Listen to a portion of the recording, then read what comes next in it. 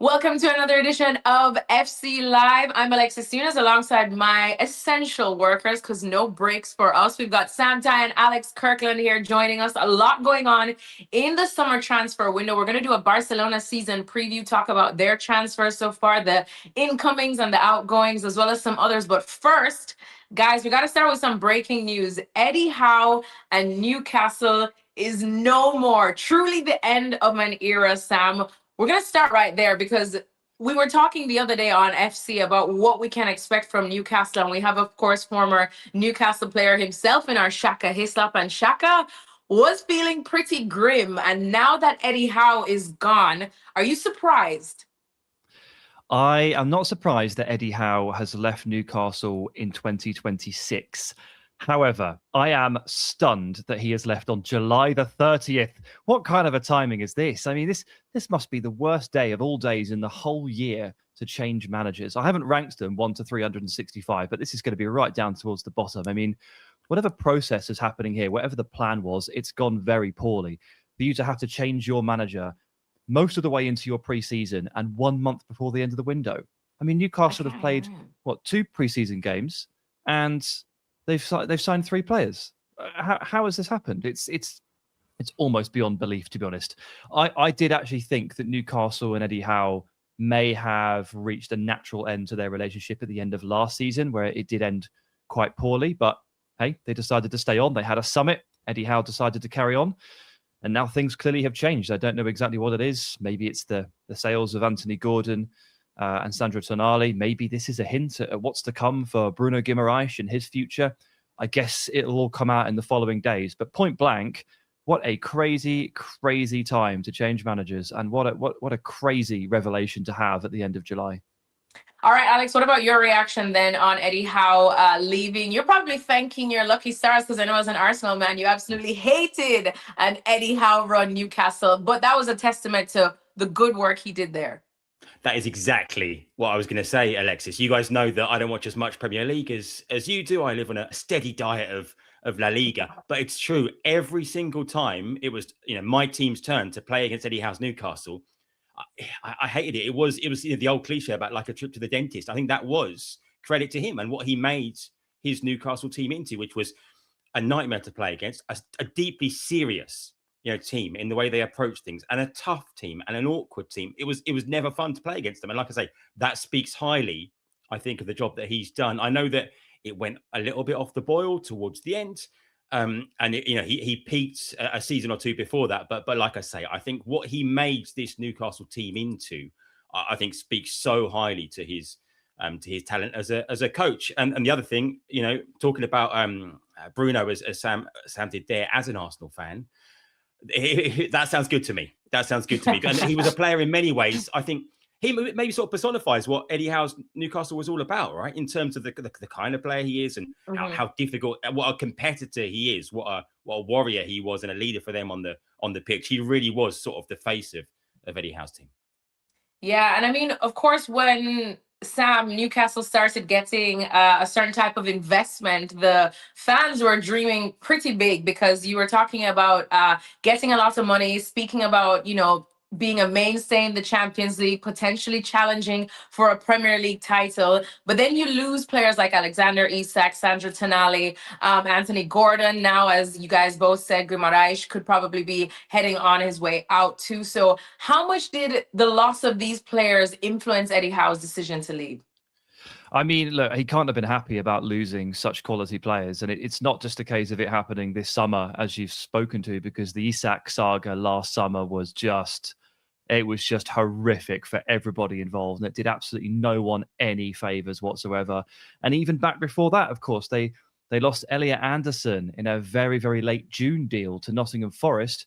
And that was revenue they needed to avoid a points deduction in the Premier League.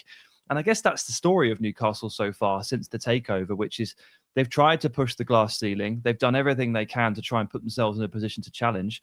But so far, the financial regulations, whether you like them or not, whether it's Premier League or UEFA, they have stopped them doing what they probably planned to do when that takeover happened. And ultimately, where they are right now, if you look at the players that we've just mentioned, they're leaving, Newcastle right now look like they're at the start of basically a rebuild. They don't have any European football this season. They're about to have a new manager, and they've just lost in the last 12 months 4 absolutely huge players for a lot of money, don't get me wrong. So they get that cash to rebuild and sign new players. But look at what they're doing in the market. They're signing 20-year-olds. They signed a Monaco midfielder with 10 Ligue 1 starts to his name, and that's it. They've signed a winger from Germany with 1 full season, and they signed a goalkeeper from Ligue 2 in France. They are rebuilding. And Eddie Howe may have looked at this and gone, this is a 3 to 5 year project. I started at one of these and I built Newcastle into something and we won a trophy and we got into the Champions League. Can I be bothered to do this again? Have I got it in me to do another 3 to 5 year rebuild? Or has my race run its course here? I would not be surprised. And I certainly wouldn't look down on him if he decided that actually this is a fresh man's job. All right, Simon, I'm going to stick with you because you're probably the only person that can pronounce the name of who could potentially be the next manager at Newcastle. So who's next? What are you hearing? So reports suggest it's going to be Matthias Jaisler, who has been at Al Ahly in Saudi Arabia. And before that, RB Salzburg.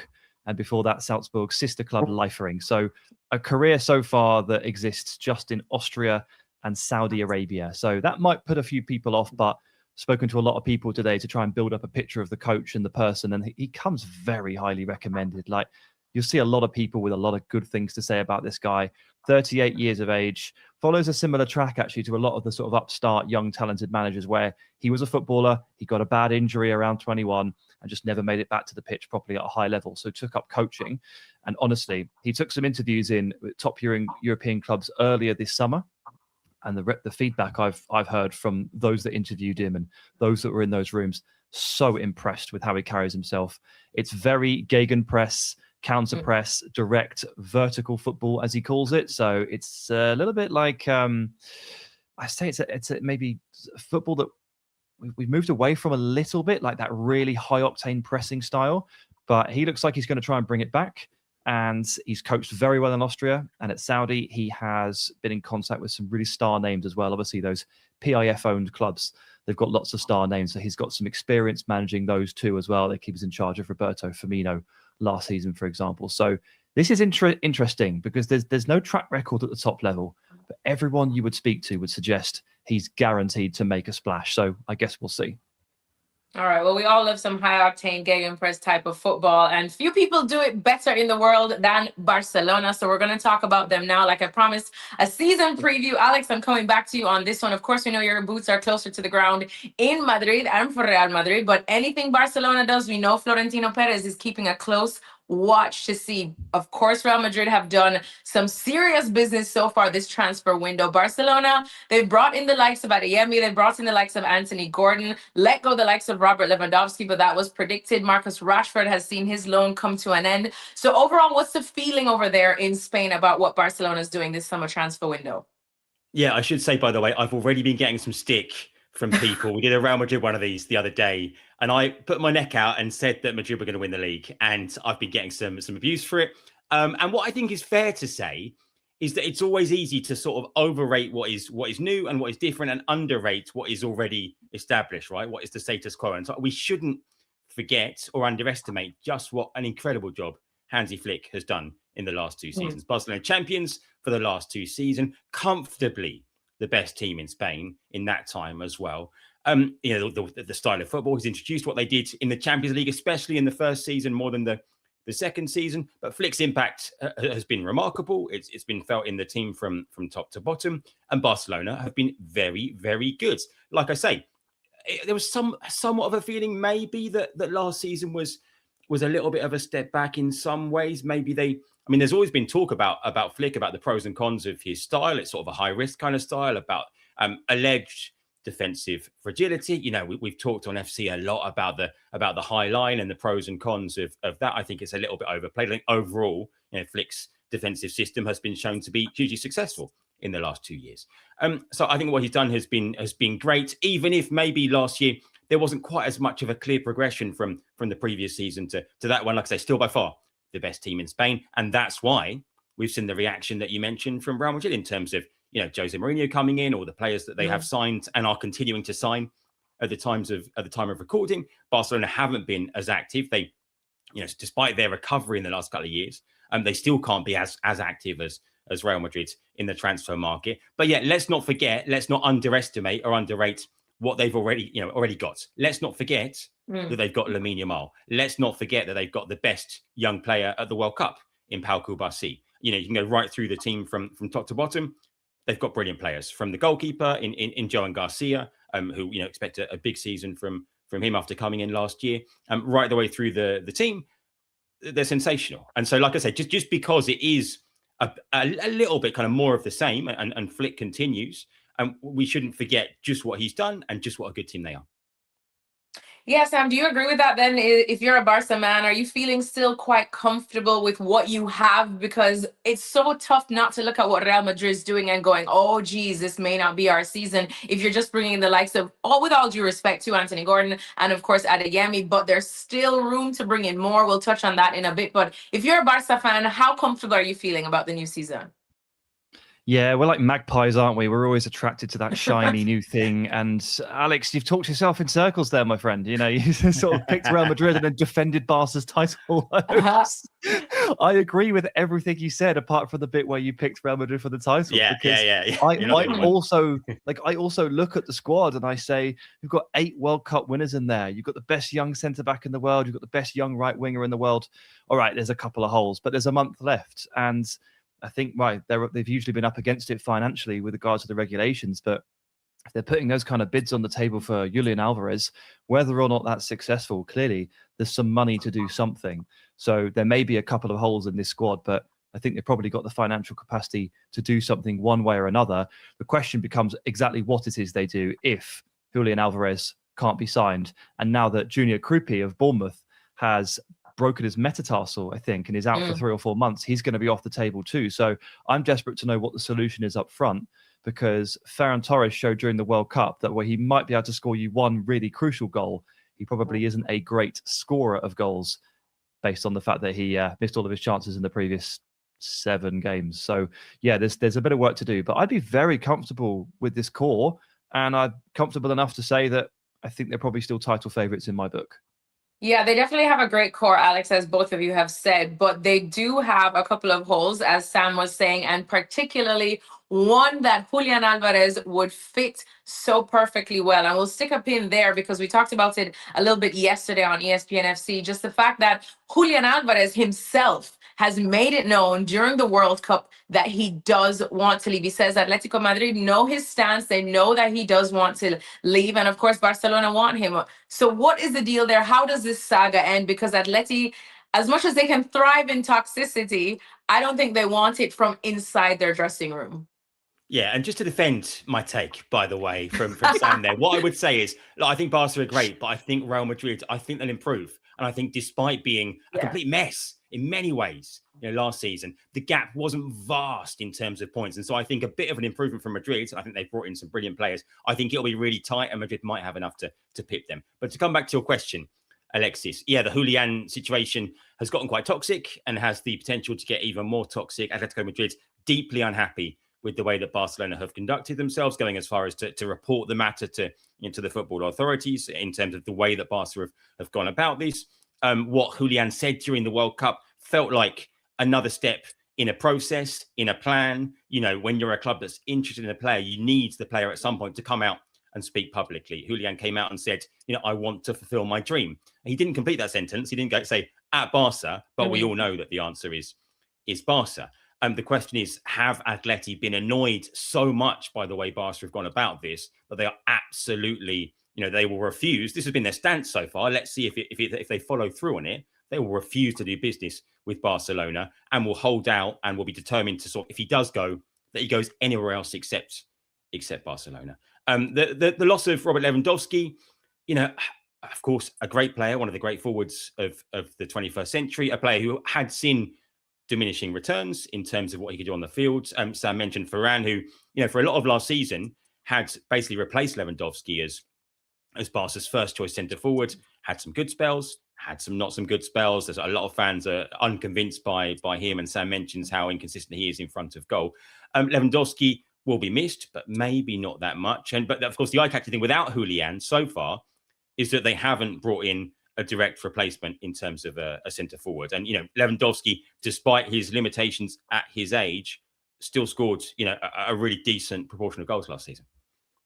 Yeah, and I mean, someone who else was amongst the goals too last season was Marcus Rashford. And I mean, only just moments ago, he's posted to his social media, Sam, his official goodbye to Barcelona and thanking him. This, of course, was I don't want to say a saga, but I think some were left surprised that Barcelona didn't hang on to him. So if we're looking at it from the Marcus Rashford perspective, to almost go back to Manchester United now, what do you see happening there? What does Marcus need to thrive? Because for the first time in a long time, we started to see why he was one of the highly touted players in England.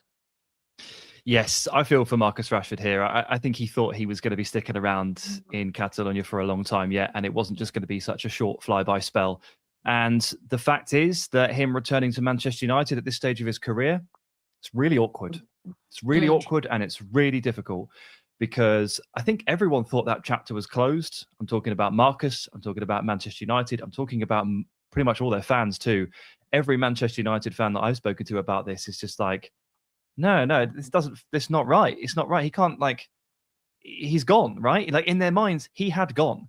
And Rashford, towards the start of the summer, when it became clear that Barcelona weren't going to exercise the opportunity there was still potentially on the table for them to negotiate a cheaper fee at that stage. Seems like that's not going to happen now.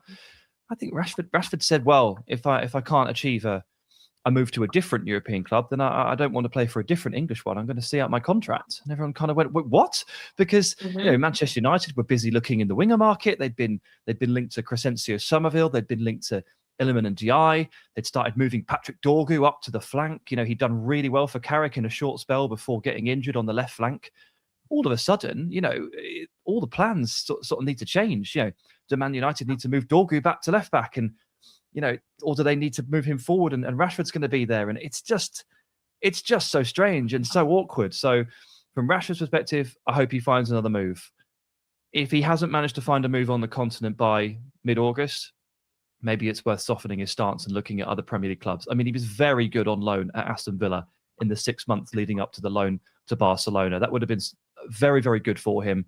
And that might have to happen again. But it's just chaos. And, from Barca's perspective, I question where it leaves them. And my question to you guys there is, if it's not Julian Alvarez, then who is it? Because it's certainly not Rashford. Alex, you want to take a crack at that? Well, they've got to replace those goals. I mean, I mentioned, I think Lewandowski scored 14 goals in the league last season. Rashford scored 8 goals in the league. And so you're losing both of those players. Yes, their highest scorers were Varane and Lamine and Rafinha, and between those 3 players, all 3 of those should be getting into double figures. If Varane doesn't move on elsewhere as well. But that's a lot of goals to replace. And Gordon and Adeyemi, can they replace those goals between them? Between them scoring 22 goals in the league this season, I'm not sure. Maybe they can. It'd be a really good return if they can. But if not, like I say, those goals will be an issue. Yeah, those will definitely be an issue. I thought that Sam was the perfect person to ask that Rashford question too, just because the shirt is right behind you. And so is Jack Grealish, somebody else who may need to find another club soon. But we won't get into that right now. Let's continue talking about Barcelona, specifically about the star boy, the main man, and a young man he is indeed. Lamine Yamal didn't have the World Cup in terms of goals that many would have wanted him to, Alex, but he's still somebody that when you think Barcelona, you think him now. It's hard to believe that he's still just 19 years old, over 13,000 minutes already played, almost 200 matches, and now he is a world champion. So can he become the undisputed best player in the world at the rate he's going?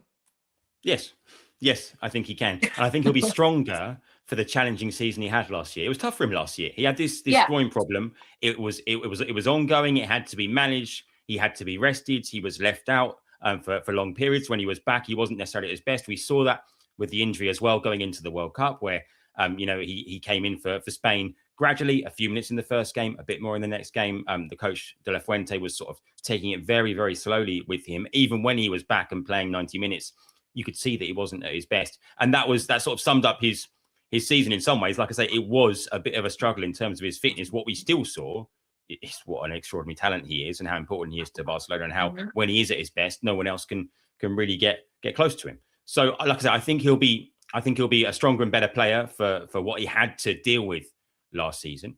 And I think that this year, if he can put that behind him, then the sky's the limit, really. Because if he can get through a season this time fully fit, then, you know, I mean, what can he do? Again, I talk about, you know, numbers. I mean, you could be, you know, he should be aiming for, you know, 30 plus goals and assists together for Barca in the league. Sam, we're talking about a future GOAT, aren't we? Oh yeah, definitely. I mean, I think he's the best player that I've ever seen at the age of 16, 17 and 18. So might as well just carry it on, be the best player at 19, best player at 20, best player at 21. Yeah. I mean, look, I've got to say the minutes total, it does scare me a little bit, right? He's already had a couple of problems now. So the groin injury that Alex mentioned, and I believe that the one before the World Cup, did he tear his hamstring taking a penalty towards the end of the season? Is that what happened, or was that the continuation of the groin? But it was it was either winning a penalty and then taking. I'm not sure exactly. It was around a penalty kick for sure. Yeah, it was not nice. And no, I don't think we're anywhere near the point here where we're calling him injury prone or anything like that. Let's not be silly. But when you rack up that many minutes, over 10,000 minutes by the age of 19, it does change the dates and the timelines on your career ever so slightly, I would argue. And that comparison that popped up during the World Cup, where Messi at Lamine Yamal's age had played like 1/6 of the minutes, and we're looking at Messi at 39, still marveling. And you do start to wonder about Yamal and where the peak comes and where the drop-off comes. Does it change? Do the goalposts shift in terms of age? So that's not a problem for 19, 20, 21. Okay, we're not going to be worrying about that for a long time. But I want to watch Lamine Yamal play football for 15 more years minimum. So if that's the case, we might need to take a little bit of care of him. However, I understand that from Barca's perspective, where the need is to win every single game, every single week, and win every single trophy, how can you possibly not utilise the best young attacker in the world? So it's one of those tug of wars in football that we all face. I just hope that at some point in the next couple of years, Barca can find a way to give him a bit more of a rest and try to mediate his career a little bit more, so we can just enjoy a bit more of him. Yeah, Alex, how much of a concern is that over in Spain and, of course, Catalonia as well? Because Barcelona relying on their youngsters from La Masia as well is nothing new. But we also saw how when you don't manage minutes properly, for example, in the Pedri situation, you can suffer the consequences. So how much of a concern can that be? Yeah, I think Hansi Flick and his staff are aware of this. And there's been that conversation, especially last season, between club and country, right? We saw that during the season where there was a bit of tension, a bit of back and forth between Barca and Spain in terms of, you know, Lamine missed a couple of international games because Barca felt like it was in his interest not to go. And like I said, there was a bit of a clash there. Yeah, of course, it's something to be aware of. But just to go back to, you know, Barca's, I mean, Sam talks about sort of the longer term prospects. Look at the spine. When you look at the spine of this Barcelona team and you look at Joan Garcia in goal, Koubarsi at the back, Pedri in midfield, you mentioned, and then Lamine in the forward line.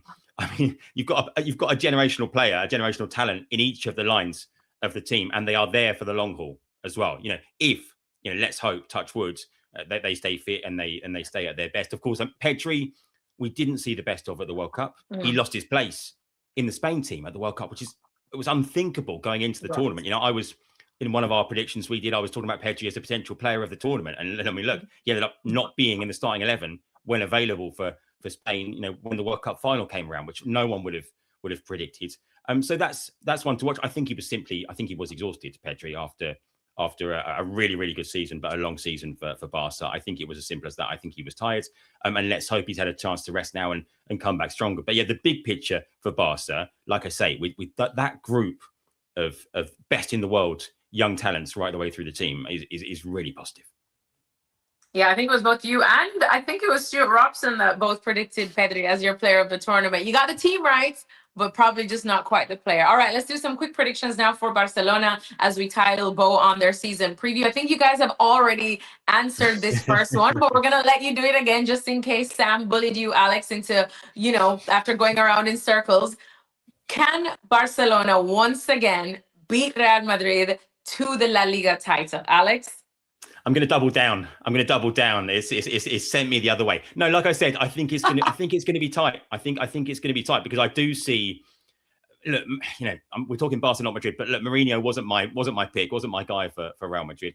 But like I say, I think that the margin for improvement in that Madrid team is sizable, especially with the players that they bring in, especially if they bring in Rodri with the other names. Mhm. And so I think they'll improve. And so Barca, if they maintain the level that they've been at, I think that would see a real neck and neck title race that might be decided in the Clásicos, let's say. Now, in the last couple of years in the Clásicos, Barca have massively had the edge over Real Madrid. Yeah. We've seen some hammerings for Barca against Madrid in La Liga, in the Cup, in the Super Cup. It's been really one-sided. It's been kind of borderline humiliating for Madrid at times in terms of those clashes in the Clásico.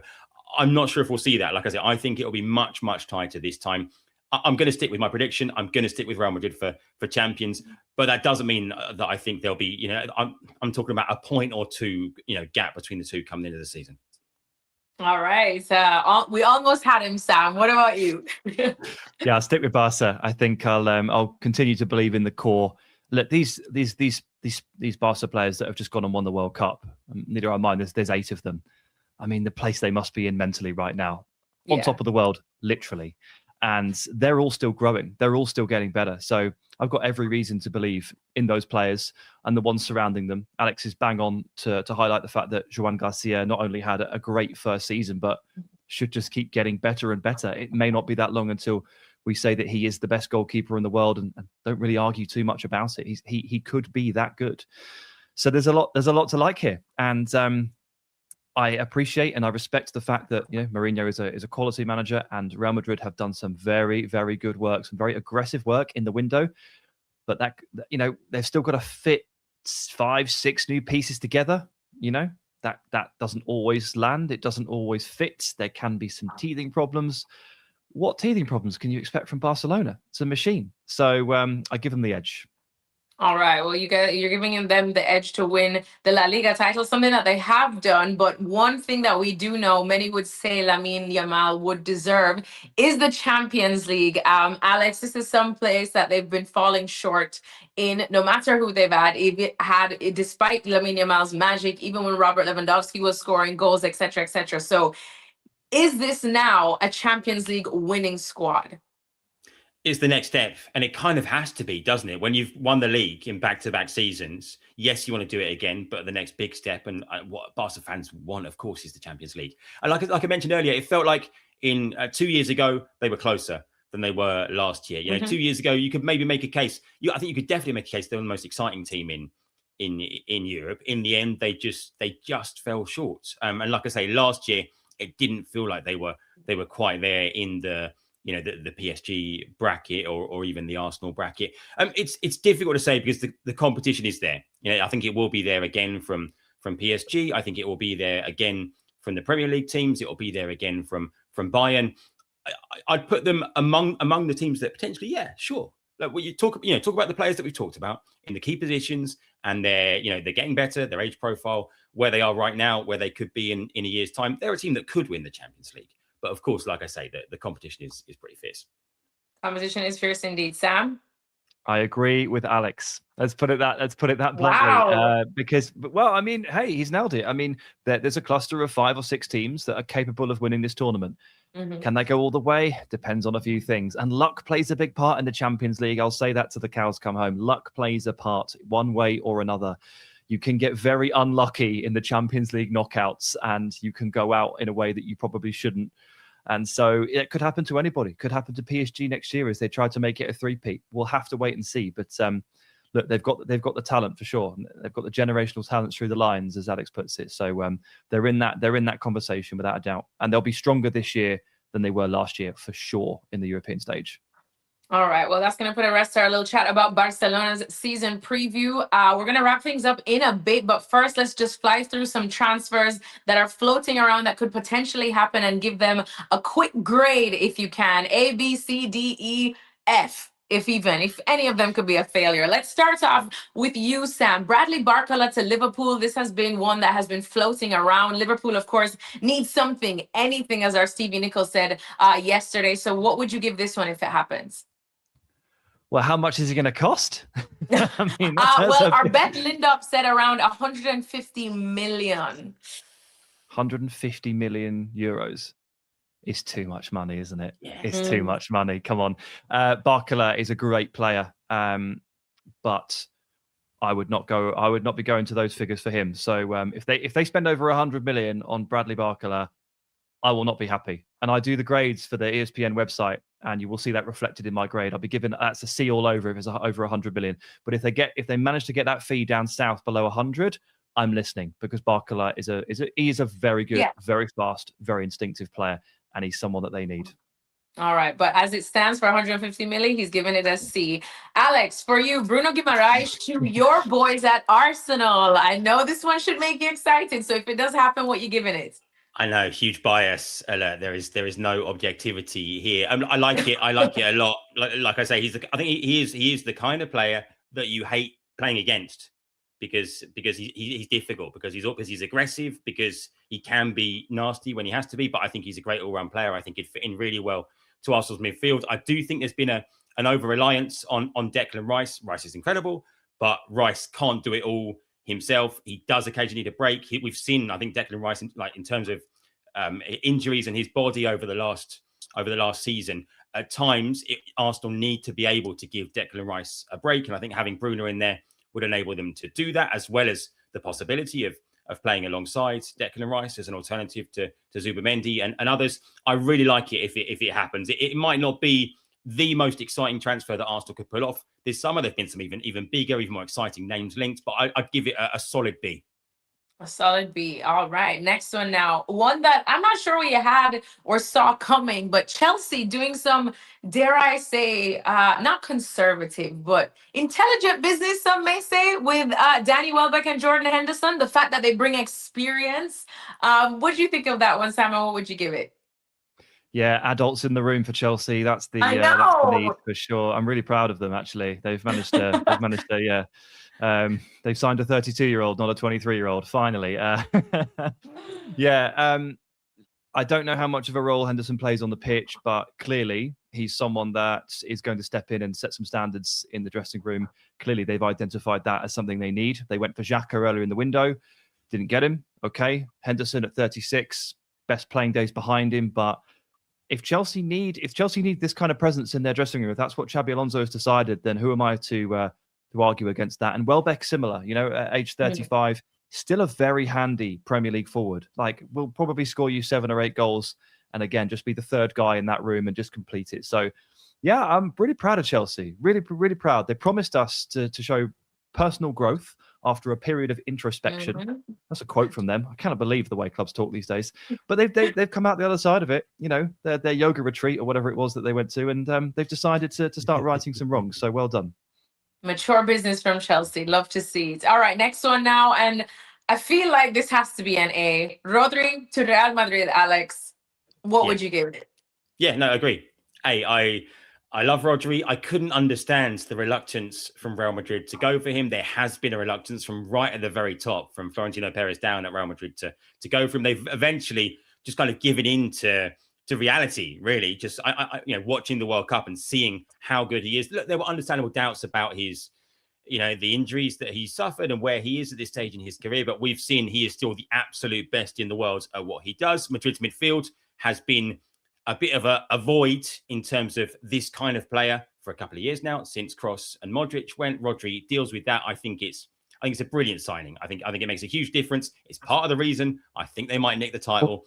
So yeah, I'd give it an A. All right, we got our first A, and final one now, Sam, for you, Savinho to Spurs. Yeah, I just realised I didn't give you a grade for the Chelsea lads. B's all round for those guys. B's, yeah, I figured it wasn't quite an A, but it shows signs of progress, so we'll give it a B. For sure, yeah. Savinho, yeah. I mean, clearly there's a good player in there. We saw that at Girona. He was excellent, wasn't he? Let's be honest, absolutely excellent in that season for Girona. But the further away we get from that, the more nervous I get that we're just never going to see that again. So if this move helps spark him into life, well, that'll be long overdue. I'm concerned about the end product, but technically speaking, that's an excellent footballer. So around the 50 million mark, I would also be tempted to say B, shading towards B minus. I think there's a lot more to come from Savio. All right. Well, that's pretty much it for this edition of ESPN FC Live. Thanks so much to Sam. Thanks so much to Alex. Thanks to everyone for watching. And we'll be back again tomorrow.